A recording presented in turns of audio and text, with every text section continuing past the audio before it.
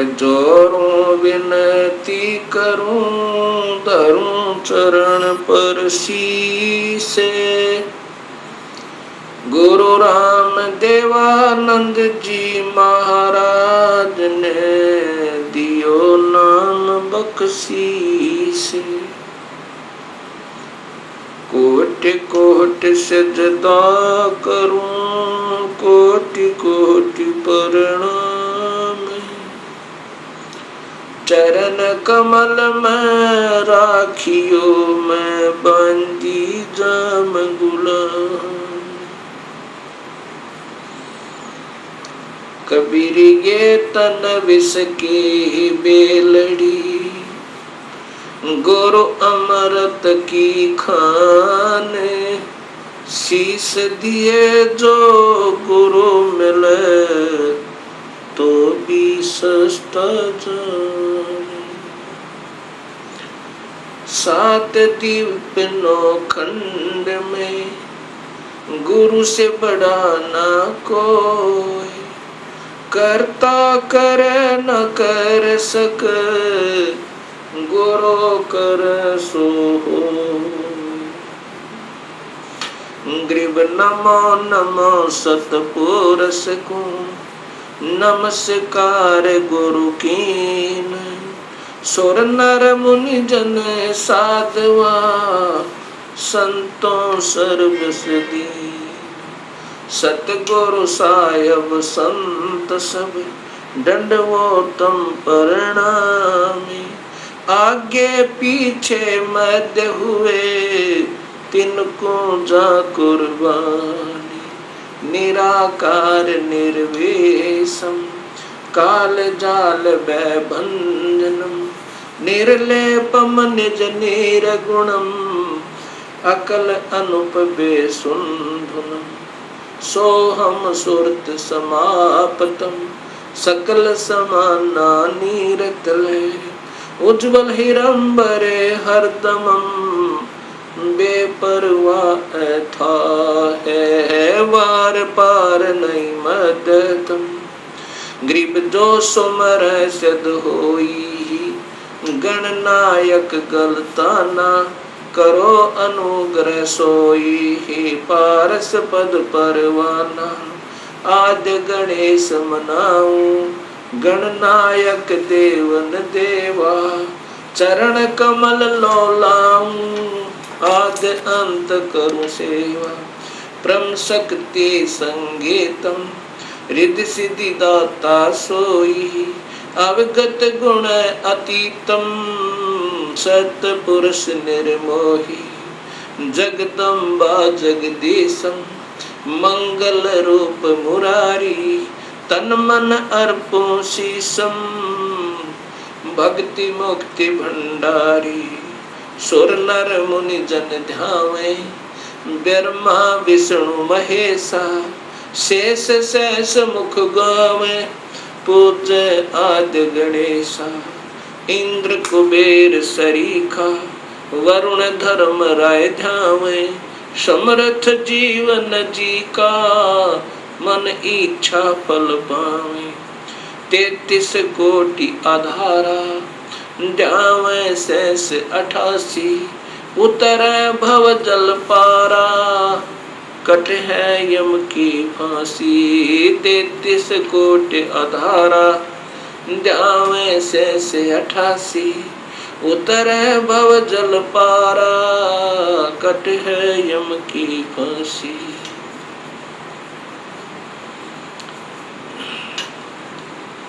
कबीर लूट सको तो लूटियो, राम नाम की लोटी। पीछे फिर पछताओगे, प्राण जहांगे छूटे। नहीं भरोसा देही का, विनस जावे क्षण माही। श्वास उसास में सुमरण करो, और यतन कछु नाही। कबीर श्वास श्वास में नाम जपो, व्यर्थ श्वास मत खो। ना जाने इस श्वास को, आवण हो कि न हो,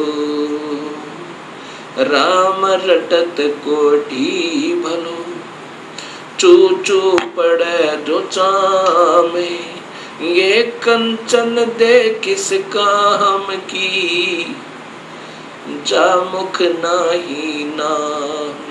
कबीर जिव्या तो वो ये बली, जो रटे हरि नाम, नहीं तो काट बगाइयो, मुख में भलो ना चामे। कबीर राम रटत कन्या भली, साकट भलो न पूते, बकरी के गल में गल थना, जा में दूध न मोहते। कबीर राम रटत दारिद्र भलो, टूटी घर की छाने, वो सुंदर महल किस काम के, जहाँ भक्ति नहीं भगवान।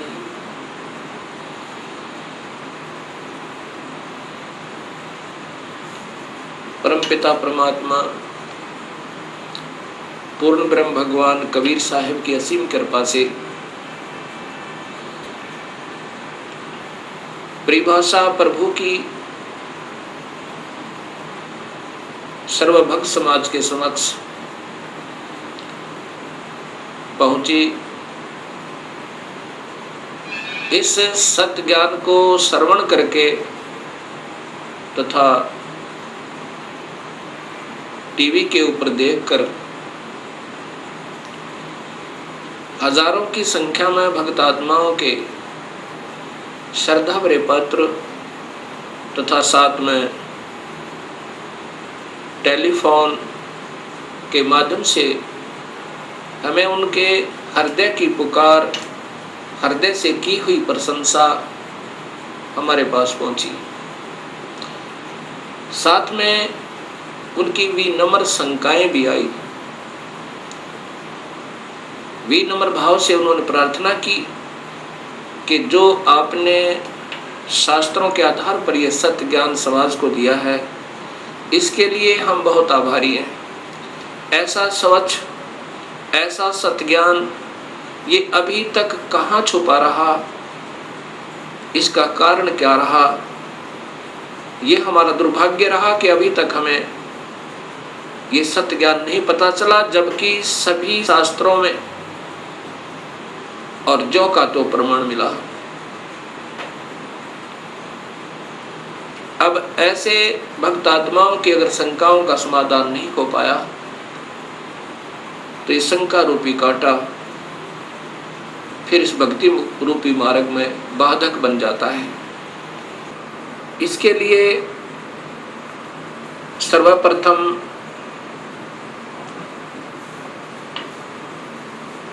सृष्टि रचना का ज्ञान होना बहुत जरूरी है। जब तक हम सृष्टि रचना को ढंग से नहीं समझ पाएंगे, तब तक हम इस सत्य ज्ञान को नहीं कैच कर सकते, नहीं पकड़ सकते, नहीं समझ सकते। सृष्टि रचना के बारे में अभी तक समाज को, भगत समाज को, अपना कोई समाज नहीं है, कोई धर्म नहीं है हमारा एक ही धर्म है, मानव धर्म, और जीव अपनी जाति है। ये सबसे पहले हमने याद रखना चाहिए। जीव हमारी जाति है, मानव धर्म हमारा हिंदू, मुस्लिम, सिख, ईसाई ये धर्म नहीं कोई न्यारा है। हम एक पिता की संतान हैं, हमारा एक ही बाप है, वो कुल मालिक पूर्ण परमात्मा। और पिछले इतिहास को अगर हम देखें, उसमें ना कोई हिंदू था, ना मुसलमान, ना सिख, ना ईसाई। आज हम कोई हिंदू बना हुआ है, इस मानव शरीर के समाप्त होने पर भक्तिहीन प्राणी अपने संस्कारवश कभी पशु बन जाएगा, कभी पक्षी बनेगा, कभी पानी के जलचर बन जाएंगे। जब हम पशु होंगे तो हमारी पशु जाति होगी, और जब हम पक्षी होंगे तो हम पक्षी जाति के प्राणी होंगे। और ये भी हो सकता है कि हमारा कोई पुण्य संस्कार बचा हुआ हो, पुनर्जन्म मानव का हो, तो हम, कोई हिंदू है वो मुसलमान के घर जन्म लेगा, क्योंकि हमारे पिछले संस्कार रले मिले हैं, अलग नहीं है। सिख धर्म लगभग 300 वर्ष पूर्व 10वें गुरु गोविंद सिंह जी के द्वारा ये निर्मित हुआ, इसका उत्थान हुआ। उससे पहले सब हिंदू थे। उनके पिछले नाम राजा राम, कृपा राम, रामचंद्र, चंद्रभान, इस प्रकार के हैं। 3-4 पीढ़ी से पूर्व के जितने पूर्वज हैं वो इन नामों पर हैं। ऐसे ही इससे पहले मुसलमान धर्म नहीं था। हजरत मोहम्मद जी ने एक विशेष पवित्र मार्ग बनाया था भक्ति का, लेकिन आने वाले समय में इसमें बहुत त्रुटियां बन गई। ऐसे ही पहले ईसा जी ने एक निर्मल भक्त समाज तैयार किया था, उससे पूर्व अब्राहिम जी ने, ऐसे ये आदम जी से पहले हिंदू धर्म था, और हिंदू से पहले केवल आर्य हुआ करते थे, कोई धर्म नहीं था। अब हमने ये विचार करना पड़ेगा कि हम दो नहीं हैं। जहां से भी भक्ति प्रारंभ होती है वो निर्मलता के आधार पर है। बीड़ी, शराब, मांस, तंबाकू उसमें कभी प्रयोग नहीं होता, और केवल एक प्रभु की ही साधना प्रारंभ होती है। आने वाले समय में उसमें त्रुटियां आ जाती हैं। मनमुखी गुरु लोग उसमें ढेर सारी त्रुटियां पैदा कर देते हैं, और जिसके कारण वो समाज का प्रारूप बदल जाता है, भक्त समाज का, उस धर्म का एक प्रारूप बदल जाता है, वास्तविकता नहीं रहती। फिर ऐसे ही सदियों उपरांत फिर ये मार्ग प्रारंभ होता है। उसमें प्रारंभकर्ता को कठिनाइयां अवश्य आती हैं। समाज समझता है कि ये निंदक है, सभी को की साधनाओं को गलत बता रहा है। बिल्कुल नहीं, गलत उनको लगेगा ये मार्ग जिनको स्वयं शास्त्रों का ज्ञान नहीं, और उनके गुरुदेव अधूरे हैं, जिन्होंने आज तक ये नहीं बताया कि ये सृष्टि कैसे रचेगी, जबकि शास्त्रों में विद्यमान है ये सारा ज्ञान। अब सबसे पहले हमने सृष्टि रचना का सही ज्ञान होना चाहिए। तो अब दास आपको सृष्टि रचना बताना चाहेगा। सर्वप्रथम केवल एक ही प्रभु था, उसका नाम कबीर है। वास्तविक नाम उस परमात्मा का कबीर है।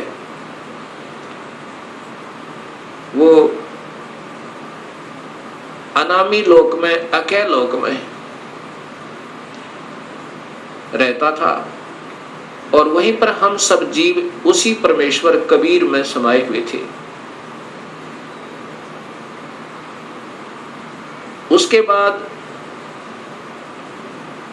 उस परमात्मा ने स्वयं प्रकट होकर, अर्थात अपने उस अनामी लोक में स्वयं ही 3 नीचे के लोकों की ओर रचना की। अलख लोक, अगम लोक, फिर अलख लोक, और नीचे का सतलोक। फिर सतलोक में आकर के उस परमेश्वर ने अन्य रचना की। सर्वप्रथम एक शब्द से 16 द्वीपों की रचना की। उसके बाद 16 शब्द फिर उच्चारण किए, उनसे अपने 16 पुत्रों का निर्माण किया, उनकी शब्द से उत्पत्ति की, वचन से, और उनको उन 16 द्वीपों में रहने की आज्ञा दी। उनमें से एक पुत्र अचिंत को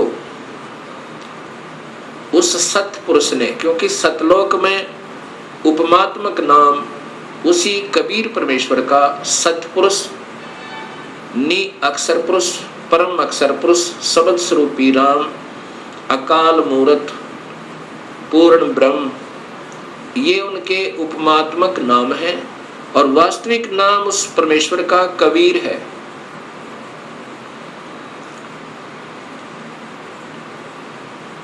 सतलोक के अंदर सतपुरुष ने अपने पुत्र अचिंत से कहा कि आप यहाँ की अन्य सृष्टि रचना को करो मेरी शक्ति तय। अचिंत ने अपनी शब्द शक्ति से अक्षर पुरुष परब्रह्म की उत्पत्ति की और उससे कहा कि मेरा सहयोग दो यहाँ सतलोक में अन्य सृष्टि रचना करने का। अक्षर पुरुष अर्थात ये परब्रह्म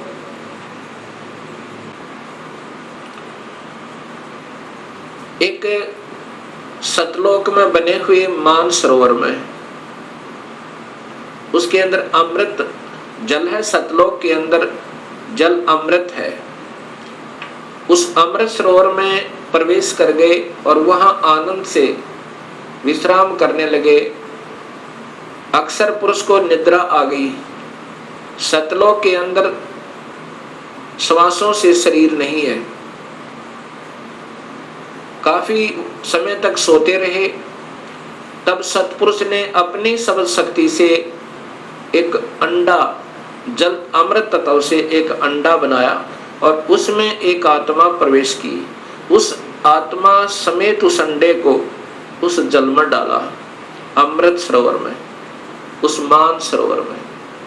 वो अंडा गड़गड़ गड़गड़ करता हुआ नीचे जा रहा है तो अक्षर पुरुष अर्थात इस पार ब्रह्म की निद्रा भंग हुई।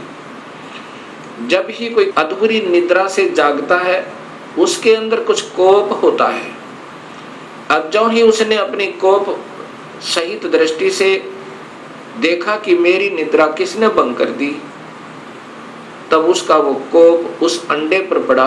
अंडा दो भाग हो गया। उसमें से ये ब्रह्म निकला, क्षर पुरुष। ब्रह्म अर्थात क्षर पुरुष, इसी को ज्योत स्वरूपी निरंजन, वास्तव में इसका नाम कैल है, कैल। और यही आगे चल के काल कहा, ये आने वाले इसी विवरण में आपको ज्ञान होगा। आकाशवाणी सतपुरुष ने की कि तुम दोनों बाहर आओ। अक्षर पुरुष तुम निद्रा में थे और आपके बिना यहाँ सृष्टि नहीं रची जा रही थी। तुम दोनों बाहर आओ और तुम्हें जगाने के लिए सारी क्रिया की गई और तुम दोनों के दोनों अचिंत के लोक में रहो। ऐसे आदेश प्रभु का पाक है। वे दोनों के दोनों अचिंत के लोक में रहने लगे काफी समय तक। उसके बाद हम सभी की उत्पत्ति कबीर परमेश्वर ने, उसी सतपुरुष ने अपने शब्द शक्ति से हम सबकी उत्पत्ति वहां पर की। कुछ दिनों के बाद इस क्षर पुरुष के अर्थात ब्रह्म के मन में एक खरपतवार उपजा। इसके मन में ये आया कि मैं अपना अलग से राज्य बनाऊं। मेरे अन्य भाई सब एक एक द्वीप में रहते हैं और हम दो यानी अचिंत और ब्रह्म और साथ में ये अक्षर पुरुष पर ब्रह्म भी, हम एक ही द्वीप में रह रहे हैं। मैं अपना अलग राज्य चाहूंगा।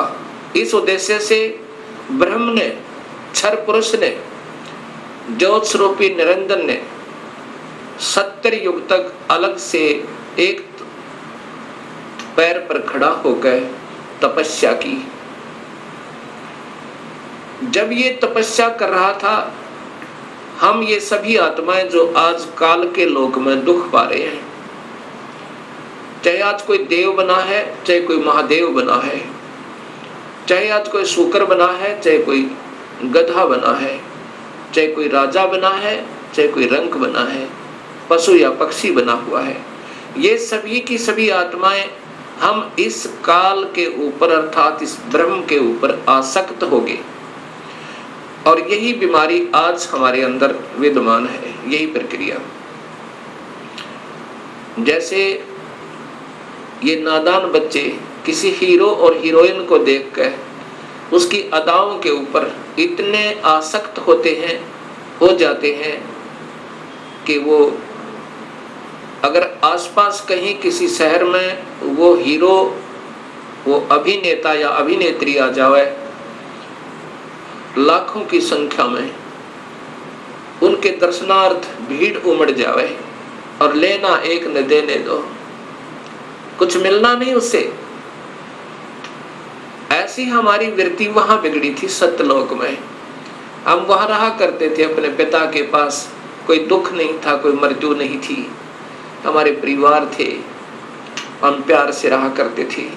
लेकिन वहां हम अपने पति भर्ता पद से गिर गए, अपने मूल मालिक उस पूर्ण ब्रह्म जो सर्व सुखदायी सदा सहाय आत्मा का आधार वास्तव में भगवान है, जो जीव को दुखी नहीं करता, जन्म मरण के कष्ट में नहीं डालता, कुत्ते और गधे नहीं बनाता, उसको छोड़कर और हम इस काल यानी ब्रह्म के ऊपर आसक्त हो गए।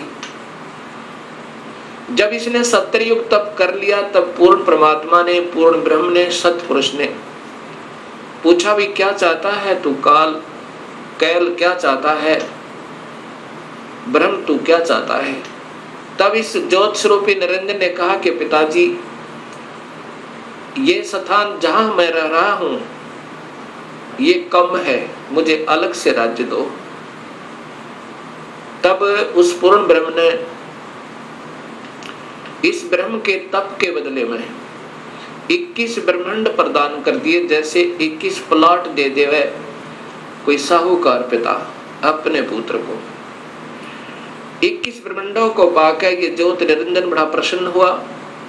कुछ दिनों के बाद इसके मन में आया कि इसमें कोई अन्य रचना करूं, उसके लिए कुछ सामान पिताजी से मांगूं। इसने सत्ययुग तप फिर किया। तब सतपुरुष ने पूछा कि आप क्या चाहते हो, आपको 21 ब्रह्मांड प्रदान कर दिए। तब इस ब्रह्म ने कहा कि पिताजी, इसमें कुछ रचना करना चाहता हूं, कृपा रचना करने की सामग्री दीजिए। सतपुरुष ने इस ब्रह्म को 5 तत्व और 3 गुण प्रदान कर दिए। इसके बाद इसने सोचा कि ब्रह्म ने सोचा कि इसमें जीव भी हो, मेरा अकेले का मन नहीं लगता। इस उद्देश्य से 64 युग तप फिर किया। तब सतपुरुष ने पूछा कि क्या चाहता है ज्योत निरंजन, अब तो तुझे मैंने जो मांगा सो दे दिया। तब ब्रह्म ने कहा, पिताजी कृपा मुझे जीव प्रदान करो, मेरा अकेले का दिल नहीं लगता है।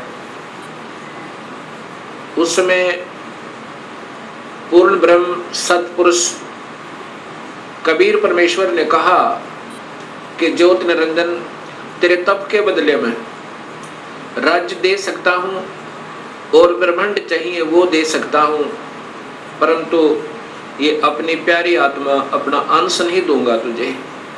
ये तो तेरे किसी भी क्रिया, धर्म, धार्मिक क्रिया से, तप से, किसी भी जप से नहीं दूंगा। हाँ, यदि वो स्वयं कोई जाना चाहता है अब सब इच्छा से, कोई हंस आत्मा, कोई भक्त आत्मा, तो मैं स्वीकृति दे सकता हूं, नहीं तो मैं अपनी इच्छा से नहीं कहूंगा, ये मैं नहीं दे सकता। इस बात को सुनकर ये ब्रह्मक्षर पुरुष ज्योत स्वरूपी निरंजन अर्थात जो भविष्य में फिर काल कहलाया, हमारे पास आया। आज हम जितनी भी ये दुखी आत्मा इस काल के 21 ब्रह्मांड में पीड़ित हैं। हमारे पास ये ब्रह्म आया और हमसे कहा कि मैं वहाँ अलग से ब्रह्मांड लिए हैं मेरे पिताजी से अपने तप के बदले में, वहाँ ऐसे स्वर्ग बनाऊंगा, महास्वर्ग बनाऊंगा और ऐसे दूधों की नदी बहाऊंगा, झरने बनाऊंगा। क्या आप मेरे साथ चलना चाहते हो? तब हम सभी ने जो यहाँ काल के 21 ब्रह्मांडों में पीड़ित है, कहा कि यदि पिताजी हमें आज्ञा दें तो हम चलने को तैयार हैं। इस बात को सुनकर ज्योत स्वरूपी निरंजन कबीर परमात्मा के पास आया और उससे कहा कि पिताजी कुछ आत्माएं हमारे साथ चलने को तैयार हैं। सतपुरुष से कहा इस काल ने, ब्रह्म ने, कि पिताजी कुछ आत्माएं मेरे साथ चलने को तैयार हैं, उन्होंने सहमति दी है। तब पूर्ण परमात्मा सतपुरुष अर्थात कबीर देव ने, कबीर साहिब ने कहा कि यदि वो मेरे सामने स्वीकृति देंगी, जितनी भी आत्माएं हैं जो तेरे साथ जाना चाहते हैं, तो मैं उनको आज्ञा दे दूंगा। ऐसा कहकर के सतपुरुष हम सभी आत्माओं के पास आया जो आज काल के लोक में कैद में बंद हैं। सतपुरुष ने, उस अकाल मूर्त ने, शब्द स्वरूपी राम ने हमसे पूछा कि जो आत्मा इस ब्रह्म के साथ जाना चाहती हैं वो अपनी सहमति व्यक्त करें। उस समय हम सभी घबरा गए और नहीं हिम्मत पड़ी अपने पिता के सामने स्वीकृति देने की। उस समय एक आत्मा ने सर्वप्रथम हिम्मत किया, डेयर किया और कहा कि पिताजी मैं इस ब्रह्म के साथ जाना चाहता हूं। उसकी देखा देखी फिर हम सभी ने स्वीकृति दे दी।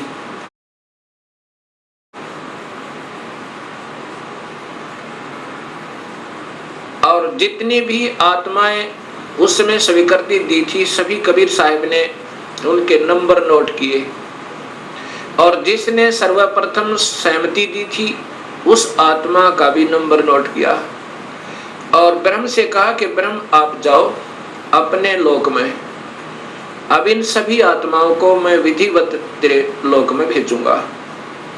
ऐसा कहकर के सतपुरुष ने अपनी शब्द शक्ति तक उस प्रथम स्वीकृति देने वाली आत्मा को एक लड़की का रूप बना दिया और उसको उसके अंदर एक शब्द शक्ति दे दी और हम सभी जीव आत्माओं को, उसे प्रकृति देवी भी कहते हैं, अष्टंगी भी कहते हैं और वही महामाया भी कहलाई। यहाँ 21 ब्रह्मांड की इस देवी को उत्पन्न किया अर्थात उस आत्मा का लड़की बनाया। फिर हम सभी आत्माओं को जो 21 ब्रह्मांड में आए हुए हैं उसके अंदर प्रवेश कर दिया, इस लड़की के शरीर में, प्रकृति देवी के शरीर में, अर्थात इसको अध्या माया भी कहते हैं और यही आगे चलकर त्रिदेवों की माता कहलाई। प्रवेश कर दिया और कहा कि बेटी तेरे को मैंने शब्द शक्ति दे दी है और जितने भी जीव काल कहे ब्रह्म कहेगा तो बना देना। एक बार मुख से उच्चारण करेगी उतने ही नर और मादा ये जोड़े उत्पन्न हो जाएंगे। अपने पुत्र सहजदास से कहा सहजदास जाओ अपनी बहन को उस ज्योत स्वरूपी निरंजन के पास छोड़ आओ और उसको बताना कि इस लड़की को, इस प्रकृति देवी को, अध्या माया को मैंने शब्द शक्ति दी है, ये जितने जीव तू कहेगा ये बना देगी। और जितनी आत्माओं ने स्वीकृति दी थी वो सभी इसके अंदर प्रवेश कर रखी हैं। सहजदास प्रकृति देवी को लेकर, अध्या माया को लेकर ज्योत निरंजन के पास आया, उसके पास छोड़ दिया और कहा कि पिताजी ने ऐसे ऐसे कहा है, इस लड़की के पास सब शक्ति है और जितने जीव तू कहेगा ये नर और मादा अपने शब्द से उत्पन्न कर देगी। ऐसा कह करके सहजदास अपने लोक में लौट आया, अपने द्वीप में आ गया। युवा होने के कारण लड़की का रूप निखरा हुआ था। इस ज्योत स्वरूप निरंजन ब्रह्म अर्थात क्षर पुरुष के मन में नीचता उत्पन्न हुई। जो आज सब जीवों में विद्यमान है, वही व्यक्ति, वही प्रक्रिया, वही ये बुरी आदत युवा लड़की को देखकर उसके साथ बद व्यवहार करने की चेष्टा इस क्षर पुरुष ने अर्थात ज्योत स्वरूपी निरंजन ने की। लड़की ने, प्रकृति देवी ने कहा कि ज्योत निरंजन तू होश में आ जा, तू और मैं एक ही पिता की संतान है। पहले तेरी उत्पत्ति हुई उन्हीं के शब्द तय अंडे में और उन्हीं ने मुझे उत्पन्न किया। तू और मैं बहन और भाई हैं। बहन भाई का ये कर्म पाप का भागी होता है। तू मान जा मेरी बात। ज्योत निरंजन ने एक भी बात उस लड़की की नहीं सुनी और मदहोश होकर, विषय वासना के वश होकर, काम वश होकर उस लड़की को पकड़ने की चेष्टा की, दुष्कर्म करने के लिए। लड़की ने अपनी इज्जत बचाने का और कहीं स्थान ना पाकर, जो ही उस काल ने, ज्योत स्वरूपी निरंजन ने, क्षर पुरुष ने ऐसे मुंह खोला हुआ था, आलिंगन करने के लिए ऐसे बाजू फैलाई थी, उसी समय लड़की ने छोटा रूप बनाया, सूक्ष्म, बहुत सूक्ष्म, और उसके पेट में चली गई अपनी इज्जत रक्षा के लिए। वहां से अपने पिता से पुकार की, हे परम पिता, हे सतपुरुष, हे कबीर परमेश्वर, मेरी रक्षा करो। इस प्रकार मैं काल से अपनी इज्जत रक्षा के लिए, इस ब्रह्म से अपनी इज्जत रक्षा के लिए इसके पेट में प्रवेश हूं और मुझे आकर मेरी रक्षा करो, मुझे बचाओ इससे। उसी समय कबीर परमेश्वर ने अपना ही दूसरा रूप अपने पुत्र योग संतायन अर्थात योग जीत, उसे जोग जीत भी कहते हैं, योग जीत का रूप बनाकर काल के 21 ब्रह्मांडों में प्रकट हुए और कहा कि ज्योत स्वरूपी निरंजन तूने जुल्म कर दिया, आपने ये ऐसा जुल्म कर दिया, ऐसे कर्म करने वाले पाप आत्मा को इस सच्चे लोक में ये श्राप, ये कर्म, ये पाप लगता है कि 1 लाख जीवों का, मनुष्य शरीरधारी जीवों का रोज आहार करेगा और 1.25 लाख की उत्पत्ति करेगा। पिताजी ने आदेश दिया है मुझे कि आप यहाँ से निकल जाइए अपने 21 ब्रह्मांड को लेकर, और लड़की को उसके पेट से निकाल दिया, प्रकृति देवी को इस ब्रह्म के पेट से निकाल दिया और उनको 21 ब्रह्मांड समेत और दोनों को वहां से निष्कासित कर दिया और कहा कि प्रकृति तूने स्वयं अपने पैर पर कवाड़ा मारा है, अपने पिता से दूर होगी तू, अब इसकी सजा तू ही पावेगी और जाओ यहाँ से 21 ब्रह्मांड लेकर आप चले जाओ। इतना कहते ही 21 ब्रह्मांड वायुयान की तरह वहां से चल पड़ा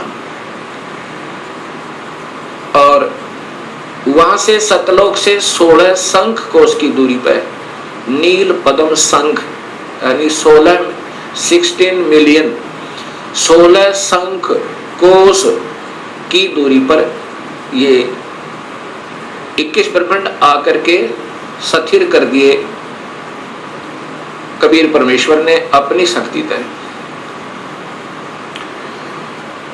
अब इस ज्योत स्वरूपी निरंजन के मन में फिर यही नीचता फिर उठी और कहा कि अब मेरा कौन क्या बिगाड़ सकता है, अब मैं मनमाना करूंगा।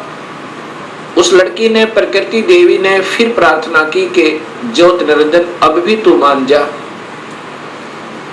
पहले तो आप और मैं एक ही पिता की संतान हैं, और दूसरे मैं तेरे पेट से होकर आई हूं। ये कर्म, अब मैं तेरी बेटी बन गई। प्रथम तो बहन और भाई का ये पाप कर्म महापाप का कारण है, और दूसरे मैं तेरी बेटी हुई आपके पेट तक होकर आई, और बाप बेटी का ये जुल्म अच्छा नहीं। मान जा मेरी बात, मेरे पास सब शक्ति है पिताजी की दी हुई, और जितने जीव तू कहेगा मैं बना दूंगी। लेकिन इस ज्योत स्वरूपी निरंजन ने एक भी बात नहीं सुनी उस प्रकृति देवी की, दुर्गा की। जबरदस्ती शादी की, और एक ब्रह्मांड में एक ऐसा स्थान बना रखा है इस काल भगवान ने, ब्रह्म भगवान ने। वहां पर ब्रह्मलोक कहते हैं उसको। उस ब्रह्मलोक के अंदर इसने 3 स्थान बना रखे हैं, एक रजोगुण प्रधान, एक सतोगुण प्रधान और एक तमोगुण प्रधान। जब ये सतोगुण रजोगुण प्रभावित क्षेत्र में इस दुर्गा को अपनी पत्नी के रूप में रखता हुआ वहां रहता है, उस समय जो पुत्र की उत्पत्ति होती है उसका नाम ब्रह्मा रख देता है, उसको रजोगुण बना देता है। उसके बाद ये दोनों उस स्थान पर आ जाते हैं जो सतोगुण प्रभावित होता है। वहां पर जो पुत्र उत्पन्न होता है उसके अंदर सतोगुण आ जाते हैं, उसके अंदर सतोगुण आ जाते हैं, और उसका नाम ये विष्णु रखते हैं। तीसरे स्थान को तमोगुण प्रभावित बना रखा है, वहां रहकर अब इसी प्रकृति देवी दुर्गा के साथ जो पुत्र उत्पन्न करता है उसका नाम रुद्र शंकर शिव रखता है। ऐसे ही हर ब्रह्मांड के अंदर इस काल भगवान ने, ब्रह्म भगवान ने ये ब्रह्मलोक बनाए हैं, और वहां पर ये ऐसे ही कुछ समय के लिए प्रकृति देवी को अपने साथ रखता है, और उसके बाद वहां से अंतर्ध्यान हो जाता है। अब जब इसने इस लड़की को, प्रकृति देवी को बदनजर से देखा था, और ये लड़की प्रकृति देवी ने इसके पेट में शरण पाई थी, ज्योत निरंजन के पेट में, और फिर सतपुरुष ने अपने पुत्र जोगजीत का रूप बना करके आकर उसको निकाला था। उस दिन से इसका नाम काल पड़ा। कहा था कि आज से तेरा नाम काल होगा, और 1 लाख जीवों का, मनुष्य शरीरधारी प्राणियों का रोज आहार करेगा, और 1.25 लाख की उत्पत्ति किया करेगा। ये वहां पर सतलोक के अंदर ऐसा दुष्कर्म करने वाले को सबतः पाप लग जाता है। अब ज्योत स्वरूपी निरंजन काल ने अपनी पत्नी से कहा कि मैं ऐसे स्थान पर रहूंगा जहां पर कोई नहीं आ सकता, और आज के बाद मैं किसी भी 20 ब्रह्मांड के अंदर किसी भी व्यक्ति को, किसी भी प्राणी को आकार रूप में दर्शन नहीं दूंगा। मुझे निराकार समझा करेंगे, लेकिन मैं अपने वास्तविक रूप, काल रूप में, अपने 21वें ब्रह्मांड में रहा करूंगा। वहां पर कोई नहीं आ सकता, ना ब्रह्मा आ सकता, ना विष्णु आ सकता, ना शिव आ सकता, और ना ही कोई वेदों में के अनुसार साधना करने वाले साधक आ सकते। मैं वहां रहा करूंगा, और सर्व कार्य मैं गुप्त रूप से किया करूंगा। तब प्रकृति देवी ने कहा कि निरंजन मैं तेरे वश होगी, अब कुछ भी नाच नचा। इतने बड़े ब्रह्मांडों को, इन 20 ब्रह्मांडों को मैं कैसे चलाऊंगी एक स्त्री की जाति, और तू मुझे छोड़कर जा रहा है, कहता मैं आज के बाद किसी को दर्शन नहीं दूंगा। तब ज्योत स्वरूप निरंजन अर्थात इस काल भगवान ने, ब्रह्म ने कहा कि प्रकृति चिंता ना करे, जो कुछ भी करूंगा वो मैं ही करूंगा, तुम तो निमित्त मात्र होगे, और ये बच्चे ब्रह्मा विष्णु महेश ये भी केवल निमित्त होंगे, इन सब का रिमोट मेरे पास होगा, सब कार्य मैं करवाऊंगा, तू चिंता मत कर। और जब ये बच्चे थोड़े से सियाने हों, इनको अचेत कर देना, जब ये बाल अवस्था से ऊपर उठे इनको अचेत कर देना, और मेरा भेद मत बताना, ये समझ लेना ध्यान से, अगर मेरा भेद तूने इनको बताया तो मेरे से बुरा नहीं होगा, ऐसे उसको डरा धमका दिया। इस प्रकार ये काल उसके बाद निराकार कहलाता है, लेकिन ये आकार में अपने उस काल लोक में विद्यमान रहता है। जब ये बच्चे ब्रह्मा विष्णु महेश सियाने हुए, तब तक इनको अचेत रखा गया। जब ये सियाने हुए, उसमें ब्रह्मा को कमल के फूल पे, विष्णु को शेष सैया पे, और शिव को एक कैलाश पर्वत पे इनको बेहोश रखा हुआ था, और फिर वहां पर सचेत कर दिया। सबसे पहले ब्रह्मा को कमल के फूल पे इसी स्वयं ब्रह्म ने, काल ने अपने ही नाभि से एक कमल प्रकट किया। वो महाविष्णु, महाब्रह्मा, महाशिव रूप में, 3 रूप में ब्रह्मलोक में रहता है, हर ब्रह्मांड के अंदर। उस समय ब्रह्मा को उस कमल के फूल पर रख दिया। ब्रह्मा को ये नहीं मालूम कि मैं कहां से उत्पन्न हुआ, कौन मेरा माँ है, कौन मेरे पिता है। उसके बाद आकाशवाणी हुई कि तुम तप करो। ब्रह्मा ने 1000 वर्ष तक तप किया। फिर आकाशवाणी हुई कि सृष्टि करो। तब ब्रह्मा ने सोचा कि मैं काहे की सृष्टि करूं, सब जगह जल ही जल है, कहीं पृथ्वी दृष्टि गोचर नहीं हो रही है। इतने में मधु और कैटब नाम के 2 राक्षस काल ने प्रेरित करके और ब्रह्मा की ओर भेज दिए। ब्रह्मा डर के मारे उस कमल के फूल को के डंठल को पकड़कर नीचे उतर गया, बहुत स्पीड तक। नीचे जब आया तो उसी जल के ऊपर एक शेष सैया पर चतुर्भुज रूप में एक व्यक्ति सो रहा है। उसके हाथों में शंख, चक्र, गदा, पद्म है। जब ब्रह्मा वहां पहुंचा, उसी समय उस वो विष्णु जी थे, जो त्रिलोकीय विष्णु जी थे, उनमें से एक शक्ति निकली, वो आकाश में छा गई। उस समय ये ब्रह्मा विष्णु जी होश में आए। इतने में मधु और कैटब भी पहुंच गए। मधु और कैटब के साथ भगवान विष्णु ने 5000 वर्ष तक युद्ध किया, वो नहीं मरे। फिर उस शक्ति ने जो आकाश में छाई थी, एक लड़की का रूप बनाया, देवी का, और मधु कैटब को मोहित किया, अपनी ओर आकर्षित किया अपनी कलाओं से, अदाओं से। जब मधु और कैटब उस लड़की की तरफ देखने लगे तो विष्णु जी ने पीछे से उनकी गर्दन पकड़कर दोनों को मार डाला। अर्थात 5000 वर्ष तक भगवान विष्णु से 2 राक्षस नहीं मरे। वो भी तब मरे जब उस माता ने सहयोग दिया, उनको अट्रैक्ट कर लिया, आसक्त कर लिया। इससे 2 बातें सिद्ध होती हैं कि ये समर्थ नहीं है। जब 5000 वर्ष तक 2 राक्षस नहीं मर पाए भगवान विष्णु से, तब ब्रह्मा जी और विष्णु 2 थे। इतने में रुद्र अर्थात ये शिव भी वहीं प्रकट हो गया। ब्रह्मा जी देवी भागवत महापुराण में बताता है कि फिर हम 3 हो गए, ब्रह्मा, विष्णु और शिव तब देवी ने कहा कि तुम तीनों देवता अपने अपने कार्य को ध्यान से सुनो और उस पर संलग्न हो जाओ। ब्रह्मा जीवों की उत्पत्ति करवावे, उनको रजोगुण प्रभावित करके, ये केवल इतने ही ब्रह्मा हैं। और विष्णु फिर इनके आपस में सतिथि बनाए रखे, मोह ममता में फंसाए रखे, ये विष्णु जी की ड्यूटी है।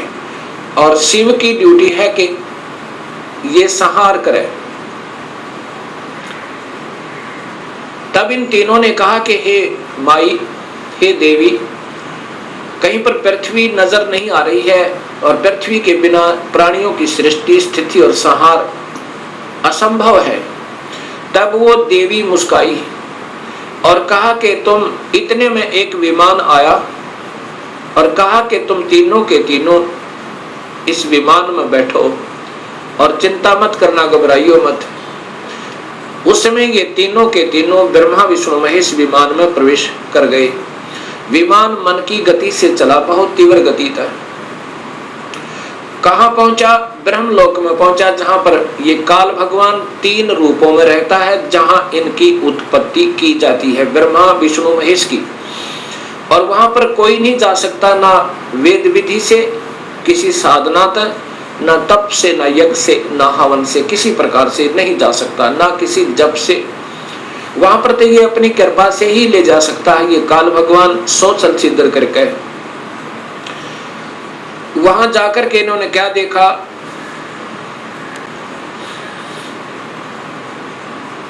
एक इंद्र देखा वहां पे, क्योंकि वो महास्वर्ग के अंदर एक महा इंद्र है।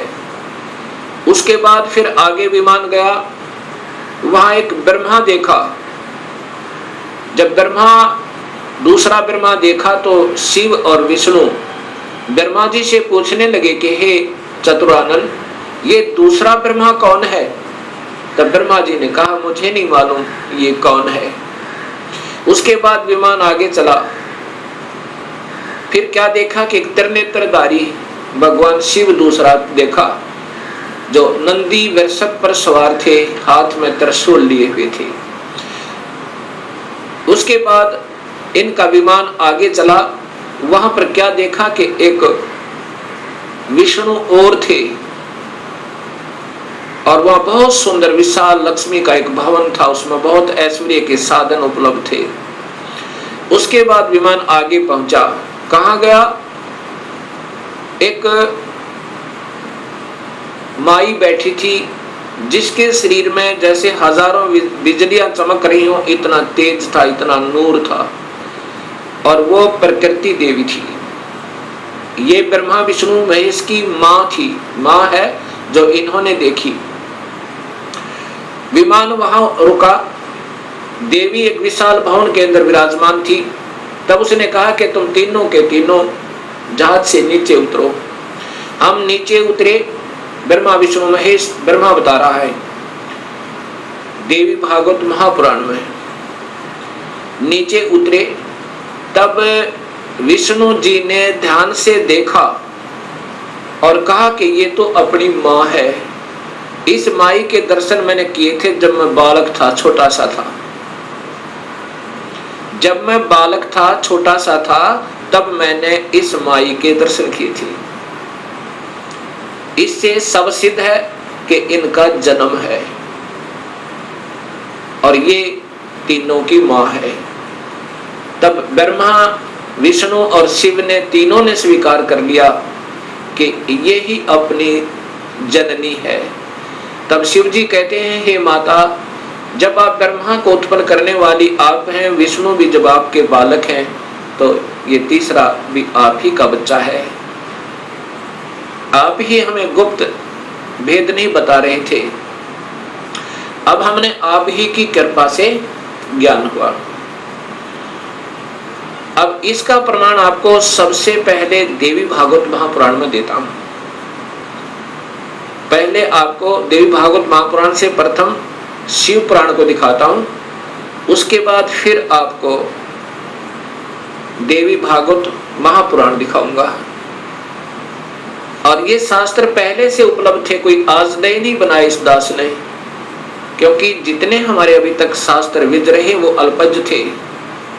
अधूरे ज्ञान युक्त थे वो, उनको इस सत्य मार्ग का पता नहीं था। इसलिए हमारे सभी पूर्वजों को भूत बना दिया, गीता विरुद्ध साधना करवा के, और पितर बनवा दिया गीता विरुद्ध साधना करवा के। गीता में लिखा है कि देवी देवताओं की पूजा मत करो, ब्रह्मा विष्णु महेश की पूजा भी नहीं करनी है, तीनों गुणों की भक्ति नहीं करनी है। केवल ब्रह्म से प्रारंभ होती है भक्ति, और पूजा करनी है केवल पूर्ण ब्रह्म की। अब मैं आपको देवी भागवत, पहले आपको शिव महापुराण दिखाता हूं।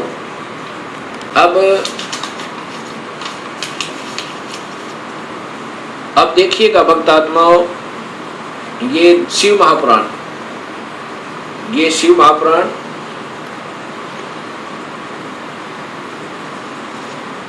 इसके अंदर आपको पता चलेगा श्री शिव महापुराण भाषा सटीक सहितम, ये संस्कृत युक्त है, इसमें संस्कृत भी साथ है। और ये शिवा भाषा टीका टीकोत्तम, टीकाकार है डॉक्टर गर्मानंद त्रिपाठी, साहित्य आयुर्वेद ज्योतिष आचार्य, MA PhD DMCA, ये टीकाकार हैं इनके। और ये आपके समक्ष है, इसमें क्या लिखा है यहां देखिएगा।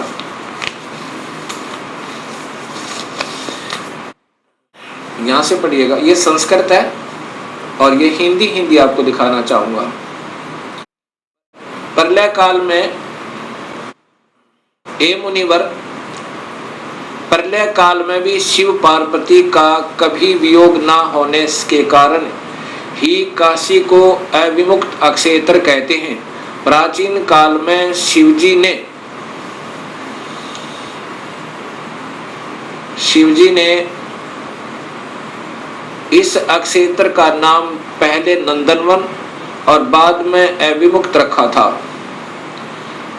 हे देवर्षि नारद, आनंद वन में रमण करते हुए शिव पार्वती के मन में इच्छा हुई कि किसी दूसरे पुरुष का निर्माण किया जाए, जिसके ऊपर अपने इस महासागर को डालकर हम दोनों स्वच्छंद होकर वैराग्य धारण कर केवल काशीपुरी में निवास कर सकें। वही सदा सब कुछ करे, वही रक्षा करे और अंत में मेरे अनुग्रह से वही सृष्टि का संवरण भी करे। चिंता रूपी लहरों से चलायमान चिंता रूपी समुद्र को बटोर कर रजोगुण रूपी विदुम से विस्तृत करे। अब यहां देखिएगा, ये ना अपने हिसाब से लगा रखेंगे। ऐसे विचार कर उस सर्वव्यापक भगवान ने उस पराशक्ति के 10वें अंग, ये 10वां अंग देखिएगा, ये ध्यान रखना, 10वें अंग अर्थात योनि में सुधार रूपी आवास का प्रयोग किया। ये दिखाना चाहते हैं आपको कि ये कहना क्या चाहते हैं हम। तब उससे तीनों लोकों में सुंदर एक पुरुष प्रकट हुआ, जो शांत एवं सतोगुण से युक्त था, गंभीरता में समुद्र के सम्मान तथा अक्षमावान था। हे मुनि, वह पुरुष इंद्र लक्ष्मणी के सदृश कांति वाला, अर्थात ये था कौन, ये देखिएगा नीचे। शिवजी ने कहा, उस जो पुत्र उत्पन्न हुआ उसको कहा, सर्वव्यापक होने से तुम्हारा विष्णु यह प्रसिद्ध नाम होगा। ये देखिए जानता है, फिर देखिए, सर्वव्यापक होने से शिव ने कहा, शिवजी ने कहा, सर्वव्यापक होने से के कारण तुम्हारा विष्णु यह प्रसिद्ध नाम होगा। अब इससे सिद्ध हो गया कि शिवजी से विष्णु की उत्पत्ति। एक बार फिर लीजिए।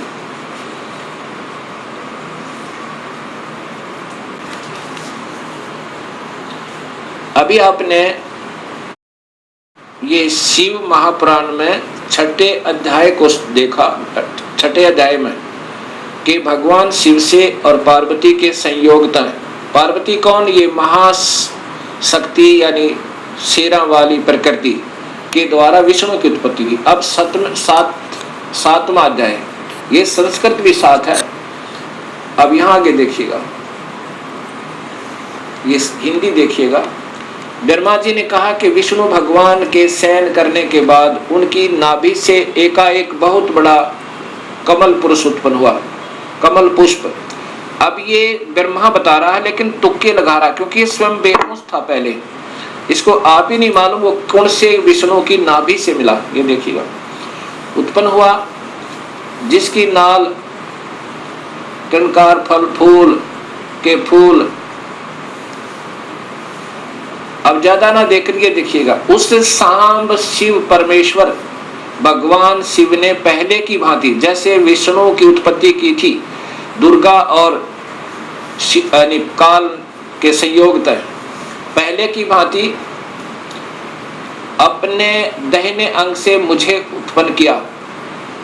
ब्रह्मा कह रहा कि मेरी उत्पत्ति भी उस काल ब्रह्म से, यानी शिव कह रहे हैं, ये शिव वो महा ब्रह्मा महाविष्णु महाशिव रूप में ये काल ही रहता है, मुझे उत्पन्न किया, ये ब्रह्मा जी ने बताया। कई भक्तात्मा कहते हैं कि जो गीता प्रेस गोरखपुर से प्रकाशित पुस्तकें हैं वही विशेषकर आम भक्त समाज उनको सत्य मानता, ऑथेंटिक मानता है। अब आपके सामने यही गीता प्रेस गोरखपुर से प्रकाशित ये पुस्तक दिखाते हैं, शिव महापुराण।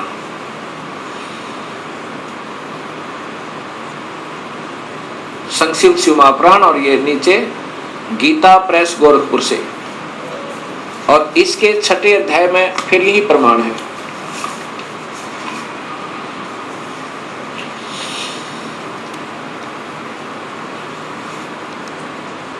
इसी शिव महापुराण का ये छठा अध्याय है। ये शिव महापुराण अध्याय नंबर 6, उसके बीच से सुना रहा हूं, आप इसको खरीद कर देख भी सकते हो।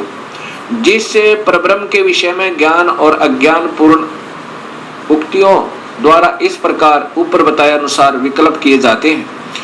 उसने कुछ काल के बाद सृष्टि का समय आने पर द्वितीय की इच्छा प्रकट की, उसके भीतर एक से अनेक होने का संकल्प उदित हुआ।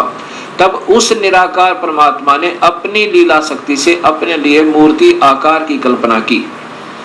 वह मूर्ति संपूर्ण ऐश्वर्य गुणों से संपन्न, सर्वज्ञानी, ज्ञानमयी, शुभ स्वरूपा, सर्वव्यापिनी, सर्वरूपा, सर्वदर्शनी, सर्वकारिणी, सबके एकमात्र वंदनिया, सर्वदा सब कुछ देने वाली और संपूर्ण संस्कृतियों का केंद्र थी। उस शुद्ध रूपणी ईश्वरीय मूर्ति की कल्पना करके वह अद्वितीय, अनादि, अनंत, सर्व प्रकाशक, चिंत, सर्वव्यापी और अविनाशी परब्रह्म अंतर्हित हो गया। ये काल की कलाएं हैं सारी, और ये अनजान लेखक जिनको कुछ ज्ञान नहीं, इस काल को ही सब उपमा दे रहे हैं उस पूर्ण ब्रह्म के तुल्य जो मूर्ति रहित परम ब्रह्म है। अब यहाँ मूर्ति हो गया और फिर मूर्ति रहित भी है।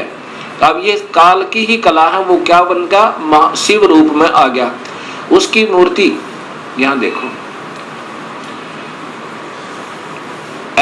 चिंत में आकार भगवान सदाशिव है। ये काल ही निराकार है, और यही फिर महाशिव, महाविष्णु और महाब्रह्मा के रूप में ये सब कलाएं करता है। अर्वाचीन और प्राचीन विद्वान इसी को ईश्वर कहते हैं। जितना जिनको ज्ञान है, इस काल को ही ये ईश्वर कहते। उस समय एकाकी रहकर स्वेच्छानुसार विहार करने वाले उन सदाशिव ने अपने विग्रह से स्वयं ही एक स्वरूप भूता शक्ति की सृष्टि की, अर्थात वह देवी इसी के शरीर से निकली, वो निकाली थी पूर्ण परमात्मा ने, जो इसके पेट में शरण ले ली थी, कि जो उनके अपने श्री अंग से कभी अलग होने वाली नहीं थी। उस पराशक्ति को प्रधान प्रकृति, देखो प्रधान प्रकृति गुणवती माया बुद्धि तत्व की जननी विकार रहित बताया गया है। वह शक्ति अंबिका कही गई है और उसी को प्रकृति, ये ध्यान से देखना भक्तात्माओं, यही देवी अध्या माया, ये प्रकृति देवी, प्रकृति सर्वश्री सर्वेश्वरी त्रिदेव जननी, यानी तीनों देवताओं की माँ, ब्रह्मा विष्णु महेश की माता, नित्य और मूल कारण कही, सदाशिव द्वारा प्रकट की गई उस शक्ति की 8 भुजाएं हैं। अब ये शब्द ही स्पष्ट हो गया कि यही प्रकृति देवी ब्रह्मा विष्णु महेश की माता है। और इसी में फिर आगे आता है कि ब्रह्मा और विष्णु की उत्पत्ति शिव से हुई, ये महाशिव काल है।